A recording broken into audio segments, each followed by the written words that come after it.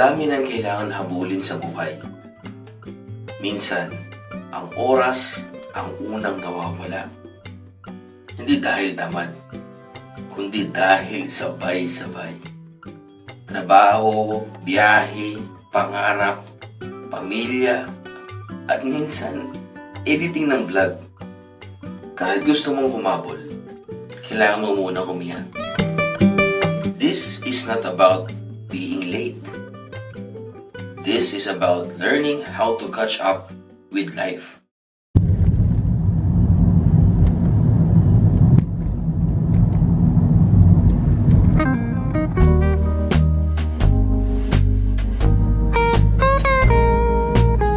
Akala ko dati, time management ay pagiging on time sa lahat. Pero ngayong mas tumanda, natutunan kong minsan, ang tunay na skill ay mag-adjust.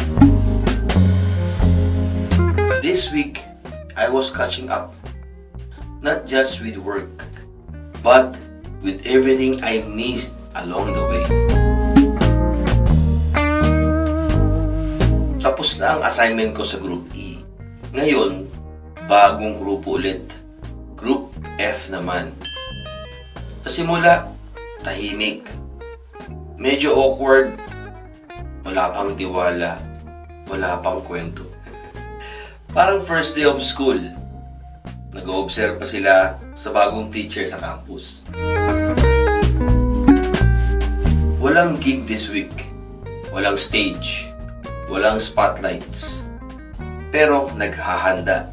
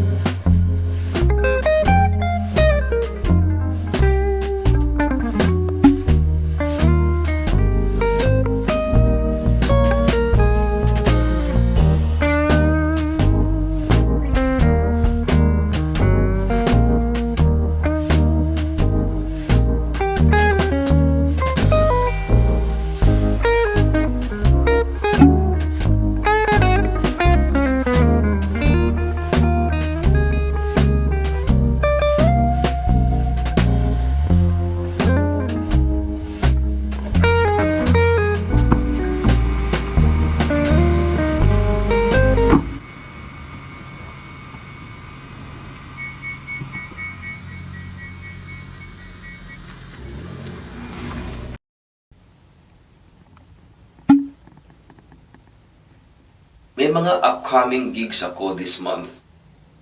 Naisip kong mag-upgrade. Nagtingin-tingin ng gamit sa recycle shop kahit wala pang budget. Dito ko nakita ang Boss RC10R. Murang-mura. Sabi ko, babalikan kita sa sahod namin.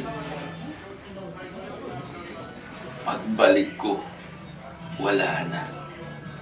ライトバウンドな F チェック253番でお待ちのお客様、お待たせいたしました。Nako.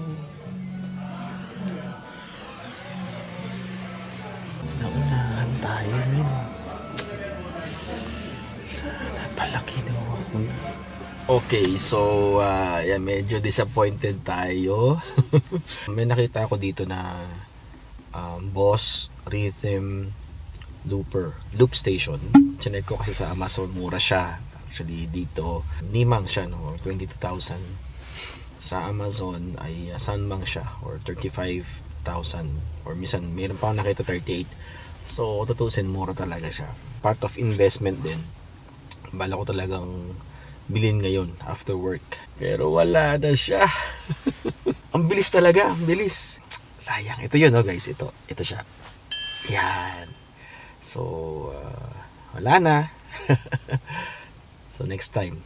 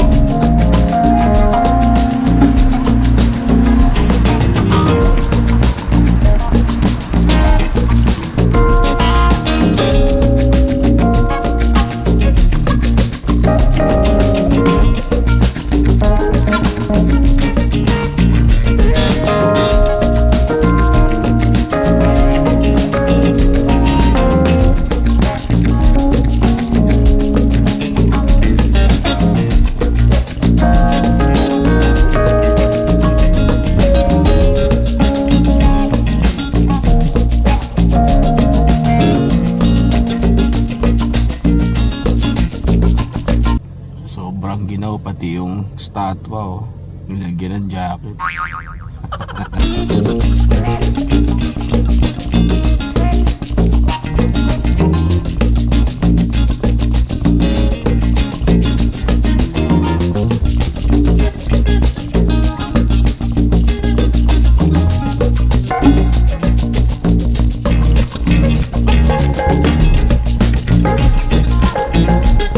Okay, so good morning. Good morning everyone. Breakfast ngayon, ganito ang ating style dito kapag pumapasok tayo ng pang-umaga. Meron tayo dito nga Nico Thai na tinatawag. Dalawang shift. So Nico Thai. Sa ganitong umaga, so ang aking target ay dapat makarating ako dito sa site or sa workplace ng before 7 o'clock in the morning. Kaya bumibili na ako ng breakfast sa kumbini. Then dito ko nakakainin sa sasakyan. Mabilisan lang, tapos stretch tayo dun sa loob. Malaki adjustment at maraming mga pati sa grupo. Yung sa grupo na hinawakan ko ngayon, syempre iba yung grupo ng last time, yung group E nga. So this time group F naman. Iba yung style ng ng mga bisor nila. So ganun.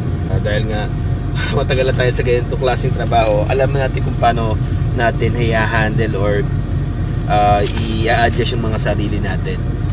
Ano? Merong kaan dito si Megumi, oh. Kakambal. Pero syempre, mas maganda si Megumi.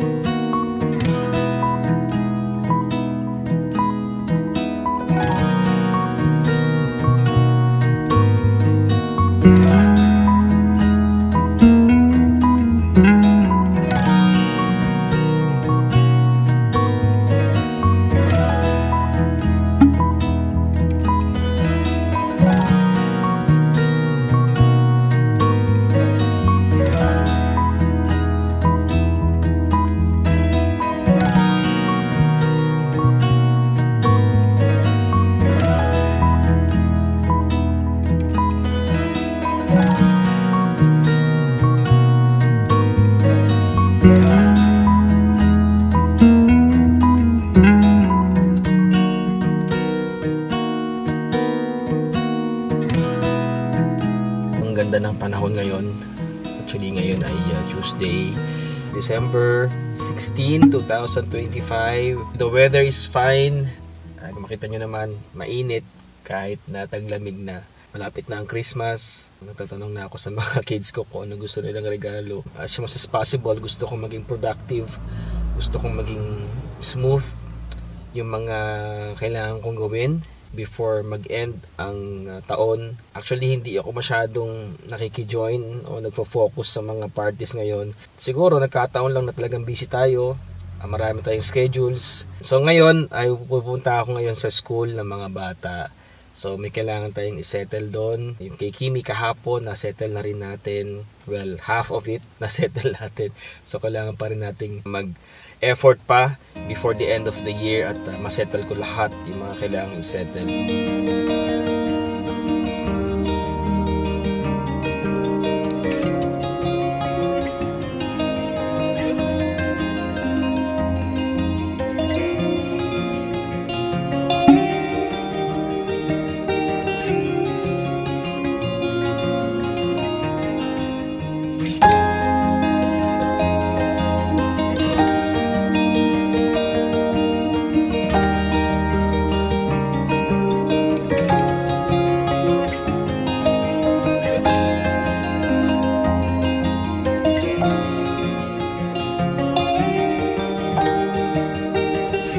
Galing tayo dito sa Shimamura Ion Okazaki. So talagang dinayo natin itong mall na to para lang doon sa Looper, yung RC10. So investment siya, supposed to be. Kaya lang yung nakita nyo, wala doon sa stante. Naunahan tayo. Yung nakakuha, hapon na bading, no? Nakita ko, nausap ko, pwede ba, ano na lang, biling ko sa kanya yung ano kasi, isang stock na lang siya eh. Sabi ng hapon, bibigay ko sa iyo to, kung bibigay mo yung number mo, sabi sa akin. Syempre, privacy yun, di ba? Bakit mo bibigay yung number mo, di ba? Nasa kanya na yung looper. Hindi natin nakuha yung ano, yung looper. Ayun ang kondisyon niya eh. Bibigay ko din yung number ko eh. So paano, di ba? Kung ano yun, stalker yun, diba? Delikado. Kaya nga to, napunta lang tayo sa akin para bumali na lang ng mga ano, mga ganito, pang label dun sa ano, label dun sa lalagyan ng pick. Tapos ano pa ba yung mga ano dito? Ito lang naman yung ano eh. Ito lang naman yung ating nabili sa Hokkien shop, no? Hindi tayo papayag na bigay yung number, no? Number natin, no? Delikado 'yan. Privacy 'yan eh. Talagang hindi.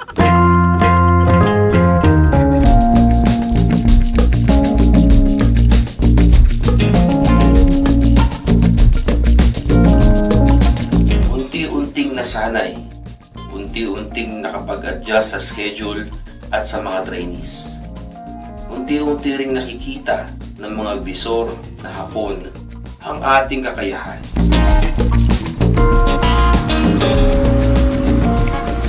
Habang sinusubukan kong ayusin ang oras ko, may isang bagay na patuloy akong nire-remind ng Diyos na hindi lahat ng delay ay kabiguan. At hindi lahat ng tahimik na linggo ay boring at walang saysay. Minsan, gusto nating mauna. Gusto nating maayos agad. Gusto nating maging on time at organized sa lahat. Pero, baka ang tinuturo ng Diyos sa akin ngayon ay ito. Kung ngayon ay pamilya muna, trabaho muna, paghahanda muna, then that season is not wasted. No need to worry kung sumasablay tayo sa oras. Kung minsan, sa mga gantong sistema, natututo tayo. Hindi pa rin perpekto ang schedule ko. Hindi pa rin kumpleto ang lahat. Pero, natututo na akong humabol. Hindi sa oras, kundi sa kung ano ang mahalaga. Late but learning. Still catching up. Merry Christmas sa inyo. Kulang kayo, no? Walang dalawa eh. Pinamad na yung dalawa. Galing work, diretso dito sa ramen. Oh, Christmas. ito yung pinakamurang ramen dito. Pinakamurang ramen. Sabi natin 90 pesos each. Kakain ng murang ramen. 90 each, oh. Alright, good morning. Ayan, so tayo ay mag-check out na dito sa Mishima. Actually, yung mga gamit natin. At si Mount Fuji nakatago. Hindi natin siya makita ngayon. Very cloudy. And ito yung ating mission dito sa Mishima. Natapos na rin for almost 1 month or maybe 1 month siya.